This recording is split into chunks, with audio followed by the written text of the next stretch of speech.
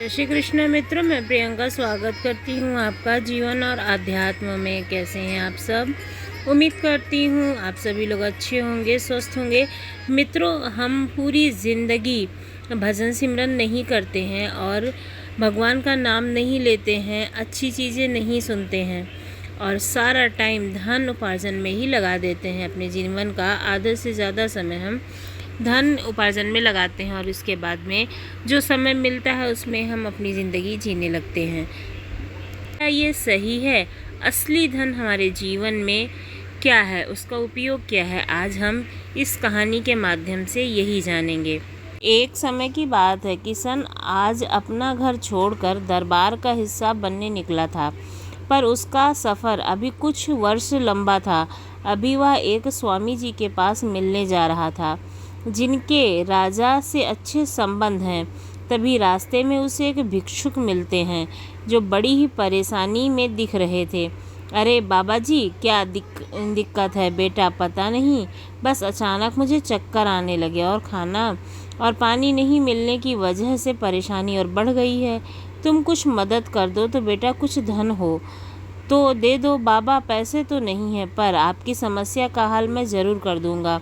वो कैसे बेटा? देखते जाइए, यही इंतज़ार कीजिए, मैं कुछ देर में आया। ठीक है बेटा, मैं यही इंतज़ार करूंगा। किशन पास के ही एक जंगल में गया। कुछ देर बीत गए और किशन जंगल से बाहर आया जड़ी बूटियां लेकर के। यह क्या है बेटा? बाबा जी ने पूछा। यह औषधि है बाबा, मैंने कई वर्षों तक विद्या ली है और वहीं से यह सीखी है। इसके सेवन के बाद अब आपको चक्कर नहीं आएंगे। वाह भैया, क्या बात है! तुम ही हो मतलब के एक युवक जिसका भविष्य बड़ी ही रुचि से भरा है। मैं आज उससे मिल पाया। आज आप कौन हैं प्रभु? मेरे विषय में कैसे जानते हैं? चाहे बैरागी कहो चाहे राहगीर, क्योंकि बात मेरे विषय में नहीं है, बात तुम्हारे विषय की है। मैं बहुत प्रसन्न हूँ। बुद्धि और सूझबूझ से तुम्हारे हाथों से कुछ नहीं था, फिर भी तुमने बहुत सारी व्यवस्था कर दी। यहाँ तुम्हारी कौशल का प्रतीक है। आपके प्रोत्साहन भरे शब्दों के लिए धन्यवाद। तभी वहाँ पर जो भिक्षुक थे अपने दोनों हाथ से दही से भरे बर्तन प्रकट करते हैं। यह क्या है बाबा जी? मेरे बाएं हाथ में तो दही है, अगर उसे खाओगे तो धन में वृद्धि होगी। वहीं जो दाएं हाथ में दही है, उसे अगर तुम खाते हो तो तुम्हारे ज्ञान में वृद्धि होगी। अच्छा, पर धन बड़ा है या ज्ञान? दोनों की अपनी अपनी उपमा है। कुछ जगहों पर धन बड़ा है तो कहो ज्ञान अच्छा, पर चक्कर बताऊं कि कौन सा सही रहेगा? चख लो। किशन ने दोनों ही बर्तन की दही सफा चट कर दी। यह तुम्हें दोनों बर्तन की दही पीने को किसने कहा था? एक ही पीना था ना? यह भी तो किसी ने नहीं कहा बाबा जी, और वैसे भी आपने यह दोनों दही के बर्तन बराबर में रखे थे। मैं कैसे जान पाता कि इसमें से कौन सा उत्तम है? बड़े ही चंचल हो पुत्र तुम। यह चंचल तुम्हारी बुद्धि से ज़्यादा प्रसिद्ध होगी। तुम्हारी बुद्धि ही तुम्हारा सबसे बड़ा धन है। जाओ, मेरा आशीर्वाद सदा तुम्हारे साथ है, बाबा जी कहते हैं। और वो बाबा जी को प्रणाम करके किशन आगे बढ़ जाता है अपने सफ़र की तरफ। कुछ देर सफ़र तय करने के बाद किशन स्वामी जी के घर पहुंचा। किशन स्वामी जी के कमरे में बैठे उनसे बात कर रहा था। स्वामी जी, मुझे राजा राम कृपा के दरबार का हिस्सा बनाना है। मैंने सुना है कि वह बहुत ही बुद्धिमान और दयावान राजा हैं। हाँ किशन, वह राजा तो बहुत अच्छे हैं। राजा के हर एक गुण है उनके अंदर में, पर तुम उनके यहाँ जाकर करना क्या चाहते हो? कुछ करना नहीं है स्वामी जी, बस वहाँ ज़िंदगी रोचक होगी ऐसा प्रतीत होता है, और लिखने का भी बहुत शौक है। किशन ने झोली में से किताब निकाल करके स्वामी जी को दे दी। कुछ देर पढ़ने के बाद स्वामी जी ने कहा, किशन, यह किताब सच में तुमने लिखी है? जी बिल्कुल, यह किताब मैंने ही लिखी है, किशन ने उत्तर दिया। तुम बहुत ही बुद्धिमान हो, यही सच में तुमने यह किताब लिखी है तो यह सब ईश्वर की कृपा है। स्वामी जी, आप यह बताइए कि मैं राजा राम के से कब मिल सकता हूँ? सब्र रखो पुत्र, पहले मैं वहाँ जाता हूँ, फिर मैं मौका देकर किसी और को वहाँ भेजकर तुम्हें बुलवाऊँगा। जैसा आप चाहें स्वामी जी। तब तक मैं आपके मकान में कुछ दिन काम में हाथ बटा दूंगा। अच्छा, अब मैं यहाँ से निकलता हूँ। किशन स्वामी जी को बहुत ज़्यादा मानता था, पर उसे पता नहीं था कि स्वामी जी खुद उसकी किताब का हिस्सा बनने जा रहे हैं। कई दिन बीत गए, स्वामी जी की तरफ से कोई प्रतिक्रिया नहीं आई। किशन ने सोचा कि अब उसे चलना चाहिए और किशन राजा राम कृपा से मिलने निकल पड़ा। स्वामी जी काम में बहुत ही व्यस्त हो गए थे, इसलिए मुझ पर किसी को भेजने शायद नहीं भेजा होगा, वो सोचने लगा। वह भेंट होने पर उनसे पूछ लूँगा। किशन राज्य महल के द्वार पर और राजपाल ने उसे पूछताछ करने के लिए रोक लिया। भैया, किस काम से आए हो? किसी काम से तो नहीं, बस अपनी कुछ किताबें दिखाने आया हूँ और राजा से मिलने के लिए। बहुत ही बुद्धिमान लगते हो तुम, वो दरबारी जो है वो कहता है तुम्हारी किताबें भी अच्छी ही होंगी, तुम्हें अंदर भेजा जाएगा, पर एक शर्त पर। वह क्या है? तो जो भी बख्शिश मिलेगी उसमें से तुम मुझे आधी देना। किशन ने कुछ सोचा और कहा ठीक है भैया, आधी बख्शिश तुम ही ले लेना। अब तो मैं अंदर जाऊं ना? बहुत समझदार हो जाओ। आखिरकार महीने भर बाद किशन अंदर सभा में राजा राम कृपा के सम्मुख पहुंच गया। क्या बात है? यह किस कारण से आए हो? वो पूछने लगते हैं। राजा, आपकी समस्या बताओ। हे राजन, मुझे कोई समस्या नहीं है, मैं तो बस अपने राजा से मिलने आया हूँ और अपनी आँखों से उनके दर्शन करना चाहता हूँ। सब यहाँ समस्या लेकर आते हैं, पर तुम यहाँ पर मुझे देखने आए हो। हाँ, सोचा कि आपसे कुछ बातचीत कर लूँ। क्या कहने आए हो? किशन ने राजा राम कृपा से कुछ देर तक बातें की और किताबों के बारे में बताया और साथ साथ अपने कुछ हिस्सों के बारे में भी बताया। एक किस्सा सुन करके राजा राम की उड़ गए। उन्होंने किशन से पूछा, मैंने तुम्हारी बातें सुनी और तुम्हारी किताबें भी बहुत बढ़िया। इसमें से एक किताब जो औषधि की है, यह हमारे दरबार में स्वामी जी की है। तुम यहाँ पाखंड करने आए हो? यह आप क्या कह रहे हो राजन? यह किताब मैंने लिखी है और स्वामी जी को यह किताब मैंने ही दी थी आपको। वह इस किताब के बारे में बताए। लगता है यहाँ कुछ और भी षड्यंत्र चल रहा है। तो तुम्हारा मतलब यह किताब तुम्हारी है और स्वामी जी पाखंडी हैं? हाँ राजन, आप उन्हें बुलाइए, मैं ये सब अभी साबित कर दूंगा। मेरे पास एक युक्ति है जिससे दूध का दूध और पानी का पानी हो जाएगा। किशन राजा राम कृपा को सारी युक्ति बताता है। राजा राम कृपा सुन करके बहुत ही प्रसन्न होते हैं और किशन की बात मान करके स्वामी जी को बुलाते हैं। स्वामी जी को बुलाया जाए। कुछ ही देर में स्वामी जी सभा में आ जाते हैं और किशन को देख करके चौंक जाते हैं। प्रणाम महाराज, क्या तुम किशन को जानते हो? और जो किताब तुमने दिखाई थी वह किशन की थी? नहीं महाराज, यह मेरी किताब है। इस लड़के ने 1 महीने पहले यह किताब मुझसे चुराई थी। महाराज, यदि आप 2 व्यक्ति को लेकर आए हो जिसका उपचार करना हो तो यह साबित हो जाएगा कि यह किताब किसकी है। जी महाराज, मैं भी तैयार हूँ। 2 व्यक्तियों को बुलाया जाता है। दोनों अपनी अपनी बीमारियां बताते हैं और स्वामी जी उपचार करना शुरू करते हैं, पर किशन वहीं खड़ा रह जाता है। या तो कोई उपचार ही नहीं कर रहा है। मैं पहले से ही जानता था कि यह किताब इसकी नहीं है। इसकी कम आयु में कौन ऐसी किताब लिख सकता है?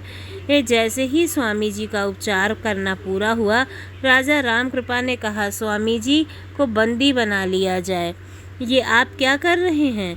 यह आप क्या कर रहे हो राजा जी? स्वामी जी, अपने किताब तो पढ़ी, पर आप यह नहीं सीख पाए कि जो व्यक्ति पहले से ही ठीक हो उसे उपचार की आवश्यकता नहीं पड़ती है।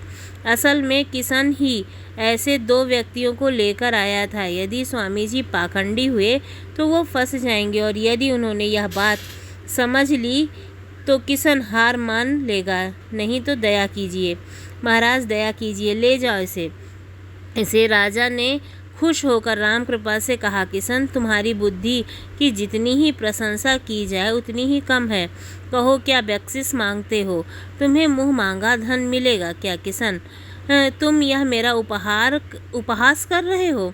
महाराज, असल में मैं आपके द्वारपाल से उनके कहने पर वादा किया था कि बख्शिश आधी उसे दे दूंगा, तो आप अगर मुझे 5 कोड़े दे दीजिए तो मैं 50 द्वारपाल को अंदर बुलाया गया। जैसे ही उसे बख्शिश के बारे में पता चला वह रोने लगा और क्षमा मांगी।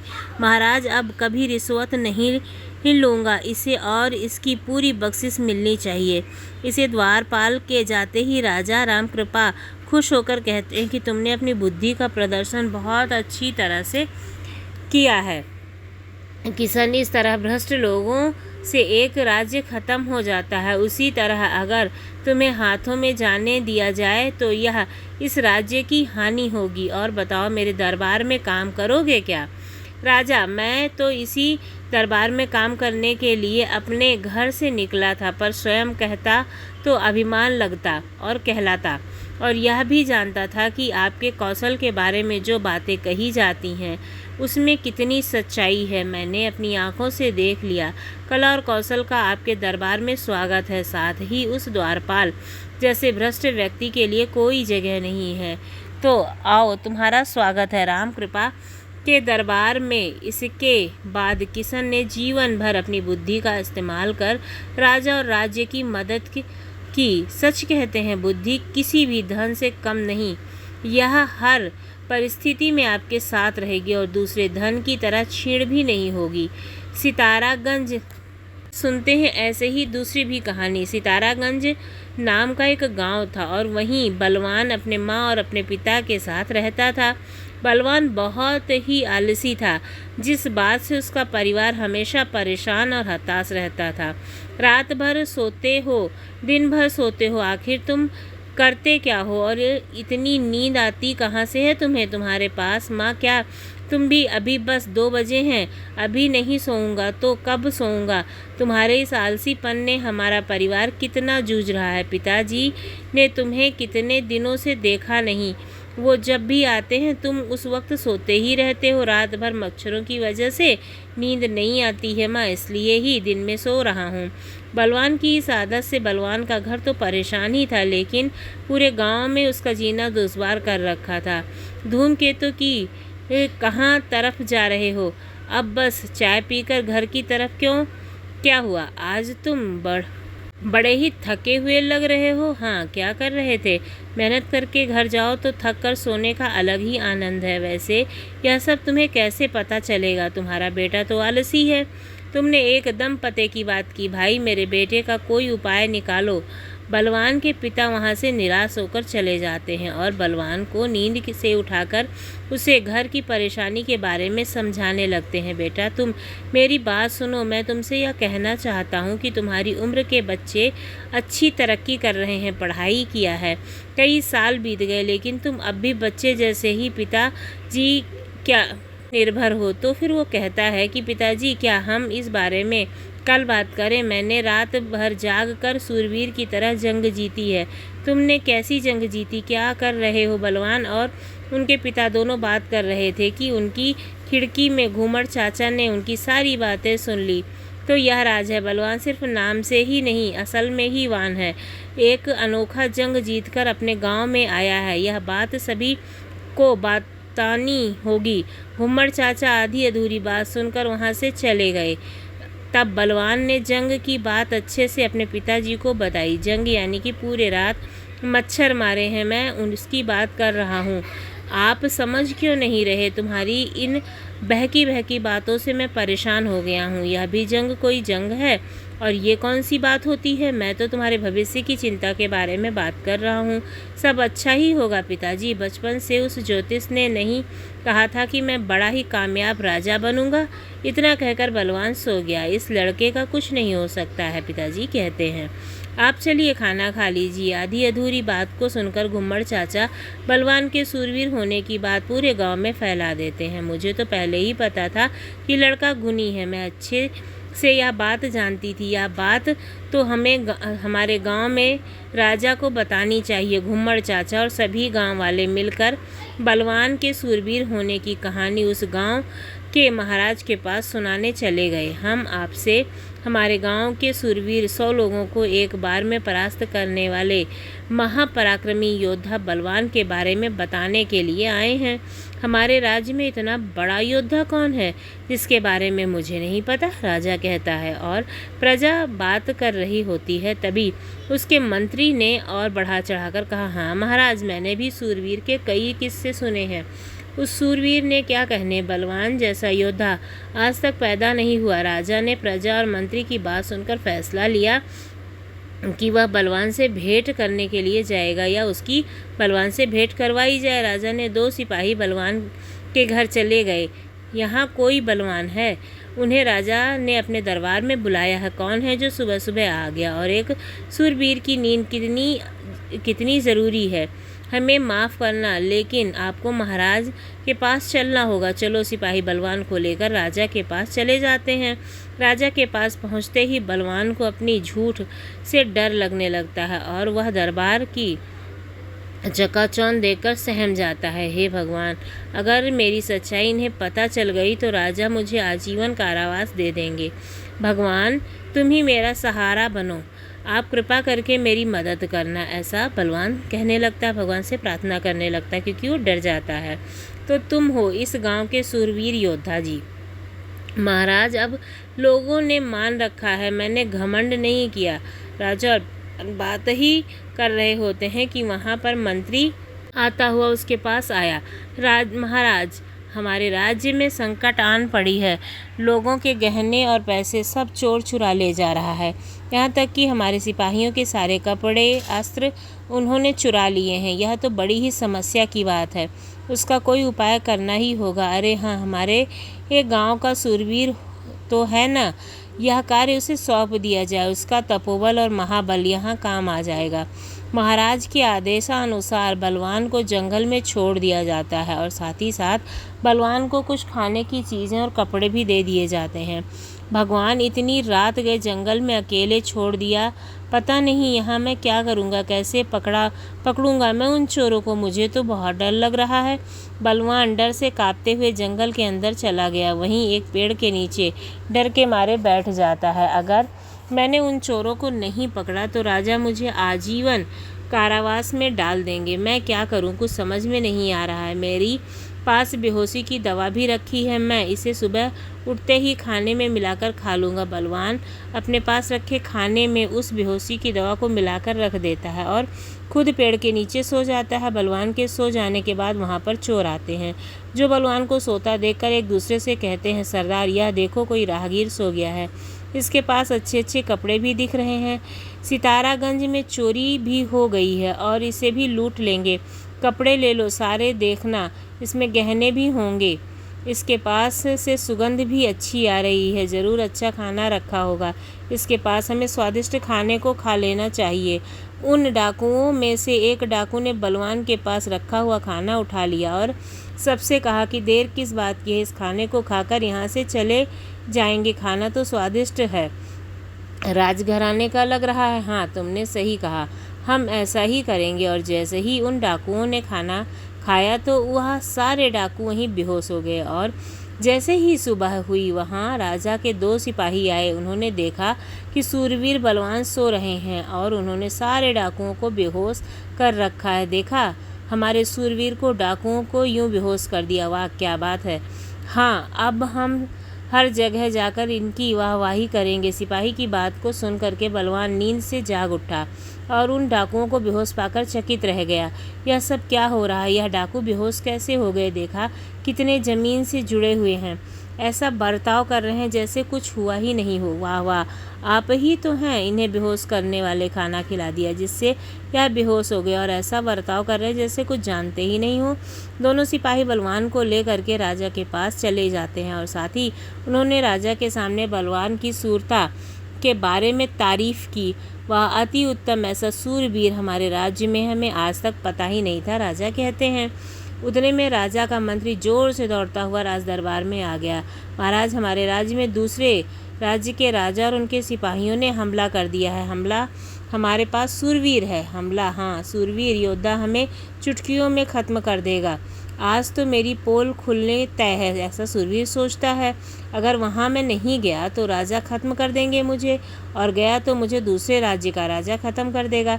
राजा ने एक बड़ा सा हाथी सूरवीर बलवान को दिया और बलवान को वहाँ भेज दिया गया। सितारागंज का राजपाट हमें चाहिए, जैसा हम इसे ले कर के रखेंगे।